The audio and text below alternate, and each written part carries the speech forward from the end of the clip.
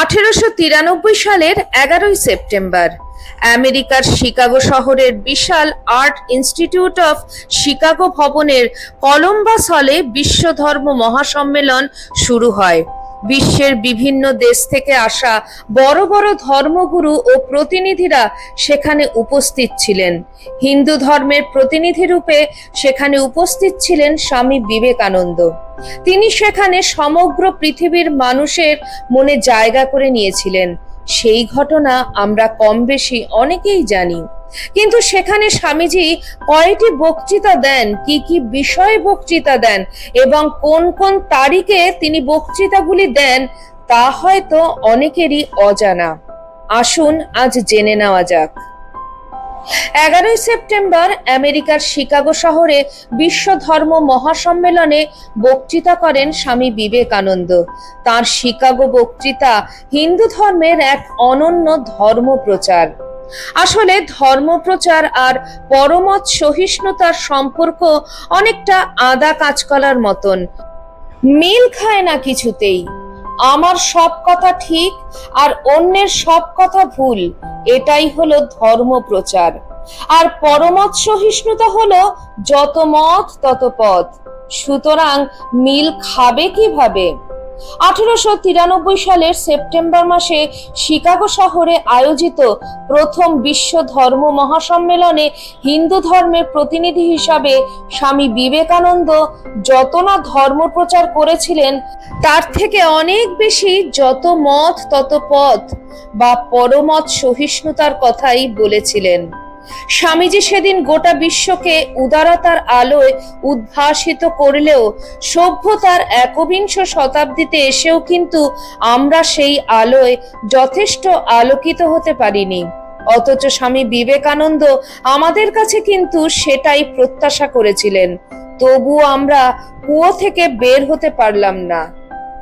কেউ কেউ হয়তো জানেন, কিন্তু অনেকেরই হয়তো এটা জানা নেই যে শিকাগো ধর্ম মহাসভায় একটি নয়, মোট 6টি ভাষণ দিয়েছিলেন স্বামী বিবেকানন্দ। সেপ্টেম্বর মাসের 11, 15, 19, 20, 26 এবং 27 তারিখ তিনি মোট 6টি বক্তৃতা দিয়েছিলেন। 1893 সালের প্রথম দিনের বক্তৃতা মানে 11 তারিখের বক্তৃতা হলো অভ্যর্থনার উত্তর, আর 15 তারিখ তিনি বলেছিলেন ধর্মীয় ঐক্য ও ভ্রাতৃত্ব ভাব নিয়ে। 19 তারিখ বলেছিলেন হিন্দু ধর্ম নিয়ে, আর 20 তারিখ বক্তব্য ছিল খ্রিস্টানগণ ভারতের জন্য কি করতে পারেন সেই নিয়ে।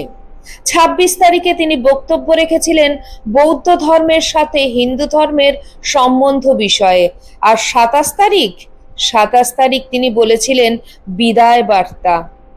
1893 সালের 11ই সেপ্টেম্বর, হে আমার আমেরিকাবাসী ভগিনী ও ভ্রাতাগণ, স্বামীজির কণ্ঠস্বরে কয়েক মুহূর্তের জন্য নিস্পন্দ হয়ে যান সবাই। এমন তো এর আগে কেউ বলেননি, এত আপন করে কেউ ডাকেননি। শুরু হলো হাততালি, চলল কয়েক মিনিট ধরে। প্রায় 7,000 দর্শক শ্রোতা উঠে দাঁড়িয়েছিলেন সেদিন। তরুণ এই সন্ন্যাসীর হাতে সেই সময় ছিল না আর অন্য 5 জন বক্তার মতন কোনো লিখিত ভাষণের নোট। শ্রোতাদের আন্তরিক অভিনন্দনের আবেগে কিছুক্ষণের জন্য আবেগমথিত হয়ে পড়েছিলেন স্বামীজি। 11 তারিখের সম্মেলনের প্রথম দিনে অভ্যর্থনার উত্তরে এই বক্তৃতায় শুধু হিন্দু ধর্মের পরমত সহিষ্ণুতার কথা বলেছিলেন স্বামী বিবেকানন্দ। বলেছিলেন যে ধর্মের পবিত্র সংস্কৃত ভাষায় ইংরাজি এক্সক্লুশন বা বহিষ্করণ শব্দটির অনুবাদ পাওয়া যায় না, আমি সেই ধর্মের মানুষ বলে গর্ব অনুভব করি। শিব মহিমা স্তোত্র এবং গীতার উল্লেখ করে তিনি বলেছিলেন সব মানুষই সেই এক ঈশ্বরের পথে চলেছেন। সাম্প্রদায়িকতা, গোঁড়ামি এবং এগুলির ভয়াবহ ফলস্বরূপ ধর্মোন্মত্ততার বিরুদ্ধে বিদ্রোহ ঘোষণা করে শেষ করেছিলেন প্রথম দিনের তার সংক্ষিপ্ত বক্তৃতাটি। দ্বিতীয় দিন অর্থাৎ 15ই সেপ্টেম্বরের ভাষণের বিষয় ছিল ধর্মীয় ঐক্য ও ভ্রাতৃত্ব ভাব। স্বামীজির ধর্ম উন্মত্ততার বিষয়ক ভাষণ বিতণ্ডার আকার নিয়েছিল। প্রত্যেক সদস্য নিজের নিজের ধর্মের শ্রেষ্ঠত্ব প্রমাণ করতে পরস্পরের সঙ্গে প্রায় ঝগড়ার পরিস্থিতি তৈরি করেছিলেন। তাদের মুখ বন্ধ করে দিয়েছিলেন স্বামী বিবেকানন্দ একটি ছোট্ট গল্পের সাহায্যে। সেই যে গল্পটায় সমুদ্রের ব্যাংকে কুয়োর ব্যাঙ প্রশ্ন করেছিল, সেই বিখ্যাত প্রশ্ন বলেছিল, সমুদ্র সে কত বড়, তা কি আমার এই কুয়োর মতন বড়? শেষে সার বাক্যটি স্বামী বিবেকানন্দ খুব সুন্দরভাবে বুঝিয়ে বলেছিলেন, হে ভাতৃগণ, এইরূপ সংকীর্ণ ভাবই আমাদের মতভেদের কারণ। আমি একজন হিন্দু, আমি আমার নিজের ক্ষুদ্র কুয়োতে বসে আছি এবং সেটাই সমগ্র জগৎ বলে মনে করছি। যিনি খ্রিস্টান, তিনি তার নিজের ক্ষুদ্র কুয়োতে বসে আছেন এবং সেটাকেই সমগ্র জগৎ বলে মনে করছেন। যিনি মুসলমান, তিনিও নিজের ক্ষুদ্র কুয়োতে বসে আছেন এবং সেটিকেই সমগ্র জগৎ বলে ভাবছেন। হে আমেরিকাবাসীগণ, আপনারা যে আমাদের জগতের ক্ষুদ্র জগৎগুলির বেড়া ভাঙার জন্য বিশেষ যত্ন নিয়েছেন, সেজন্য আপনাদের ধন্যবাদ দিতে হয়। আশা করি ভবিষ্যতে ঈশ্বর আপনাদের এই মহৎ উদ্দেশ্য সম্পাদনের সহায়তা করবেন।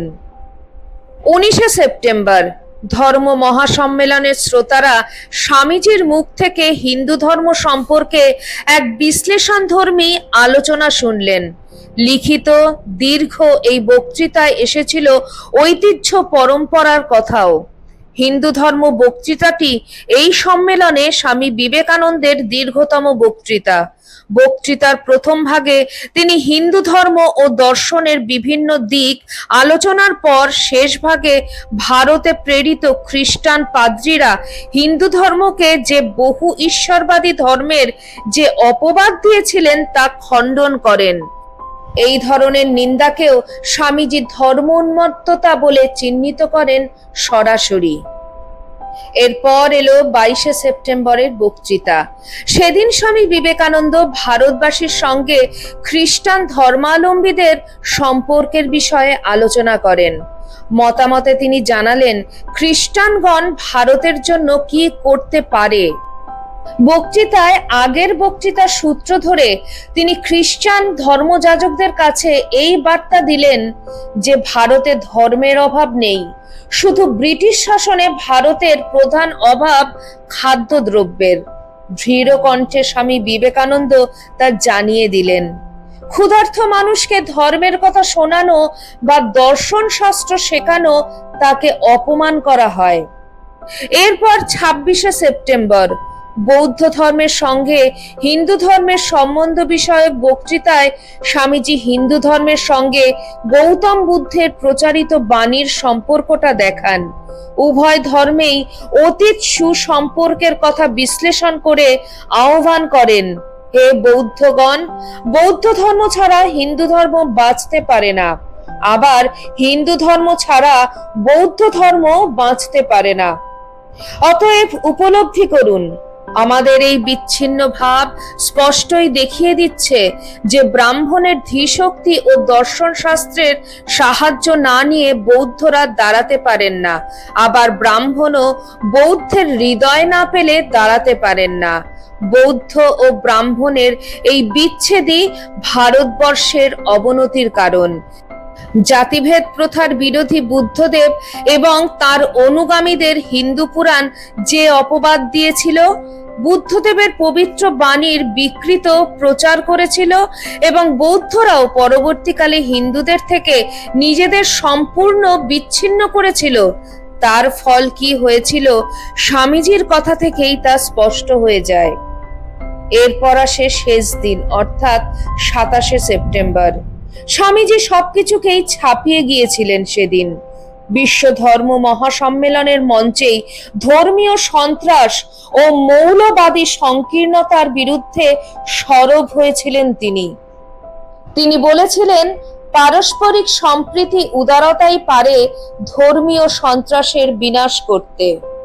বিদায় সম্ভাষণেও স্বামী বিবেকানন্দ ফিরে গিয়েছিলেন তার প্রথম বক্তৃতার সূত্রে এবং বিশ্ব ধর্ম সম্মেলনের সার্থকতার পরিণতিতে। দৃঢ় কণ্ঠে স্বামীজি বলেছিলেন, যদি কেউ এরূপ স্বপ্ন দেখেন যে অন্য ধর্ম লোপ পাবে এবং তার ধর্ম টিকে থাকবে, তবে তিনি বাস্তবিকই কৃপার পাত্র। তার জন্য আমি আন্তরিক দুঃখিত। তাকে আমি স্পষ্টভাবে বলে দিচ্ছি, তার মতন ব্যক্তির বাধা প্রদান সত্ত্বেও শীঘ্রই প্রত্যেক ধর্মের পতাকার ওপর লিখিত হবে বিবাদ নয় সহায়তা, বিনাশ নয় পরস্পরের ভাব গ্রহণ, মতবিরোধ নয় সমন্বয় ও শান্তি চাই। এখন আজ থেকে 133 বছর পূর্বে আমাদের দেশের আত্মার আত্মীয় স্বামী বিবেকানন্দ গোটা বিশ্বকে উদারতার আলোয় উদ্ভাসিত করেছিলেন, কিন্তু সভ্যতার এই একবিংশ শতাব্দীতে এসেও আমরা মানুষ হতে পারিনি। স্বামীজির আহ্বানকে হেলায় ফিরিয়ে দিয়েছি, অথচ যুগনায়ক স্বামী বিবেকানন্দ আমাদের কাছেই তো সবার আগে প্রত্যাশা করেছিলেন, তবুও আমরা কুয়ো থেকে বের হতে পারলাম কই? এতক্ষণ আপনারা শুনছিলেন শিকাগো ধর্ম মহাসম্মেলনে স্বামীজির বক্তৃতার কথা। ভিডিওটি আপনাদের কেমন লাগলো অবশ্যই কমেন্ট সেকশনে কমেন্ট করে জানাবেন। আপনাদের কাছে একান্ত অনুরোধ, ভিডিওটি আজকের যুব সমাজের কাছে বেশি করে পৌঁছে দিন, শেয়ার করে দিন। আজকের দিনের যুব সমাজের কাছে স্বামীজির এই বাণী এক নতুন দিশা দেখাবেই। আজ এখানেই শেষ করছি। সবাই ভালো থাকবেন, সুস্থ থাকবেন। জয় ঠাকুর, জয় মা, জয় স্বামীজি।